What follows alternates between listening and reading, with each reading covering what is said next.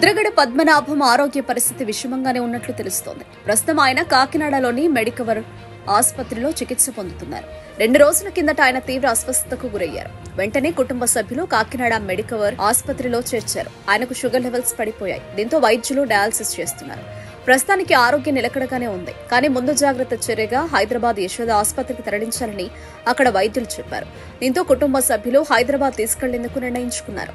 అయితే రోడ్డు మార్గం గుండా కాకుండా ఎయిర్ అంబులెన్స్ లో వెళ్లాలని సూచించడంతో పునరాలోచనలో పడ్డారు. ప్రస్తుతం హైదరాబాద్ తరలించే ఏర్పాట్లు చేస్తున్నారు. ముద్రగడ పద్మనాభం అస్వస్థతకు గురి కావడంతో వైసీపీ అధినేత జగన్మోహన్ రెడ్డి ఆరా తీశారు. ఆయన కుమారుడు గిరికి ఫోన్ చేసి ఆరోగ్య పరిస్థితిని అడిగి తెలుసుకున్నారు.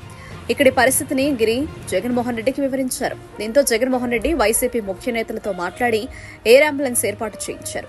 ఈ రోజు రాజమండ్రి ఎయిర్పోర్ట్ నుంచి ఎయిర్ అంబులెన్స్ లో ముద్రగడ పద్మనాభంను హైదరాబాద్ తరలించనున్నారు. అక్కడ యశోద ఆసుపత్రిలో చేరిన తర్వాత ఆయన కోలుకునే అవకాశం ఉందని వైద్యులు చెబుతున్నారు. హైదరాబాద్ తరలించిన తర్వాతే ముద్రగడ పద్మనాభం ఆరోగ్యానికి సంబంధించి బులెటిన్ విడుదల చేసే అవకాశం ఉంది. ముద్రగడ పద్మనాభం సుదీర్ఘ రాజకీయ నేపథ్యం. 1978లో జనతా పార్టీ తరపున ఎమ్మెల్యేగా పోటీ చేసి అసెంబ్లీలో అడుగుపెట్టారు. ఆ తర్వాత తెలుగుదేశం పార్టీలో చేరారు. కాంగ్రెస్ పార్టీలో కూడా పనిచేశారు. 2014 ఎన్నికల్లో చంద్రబాబు కాపులకు రిజర్వేషన్ ఇస్తానని హామీ ఇచ్చారు. దీంతో రిజర్వేషన్ అమలు చేయాలని కోరుతూ ముద్రగడ ఉద్యమ బాట పట్టారు. అప్పట్లో పలు కేసుల్లో కూడా చిక్కుకున్నారు. అయితే జగన్మోహన్ రెడ్డి అధికారంలోకి వచ్చిన తర్వాత కాపు రిజర్వేషన్ ఉద్యమాన్ని నిలిపివేశారు. వైసీపీకి ప్రయోజనం చేకూర్చేందుకే ఉద్యమం చేపట్టారని ఆయనపై విమర్శ ఉంది. అయితే 2024 ఎన్నికలకు ముందు ముద్రగడ జనసేనలో చేరేందుకు ప్రయత్నాలు చేశారు. కానీ అవి వర్కౌట్ కాలేదు.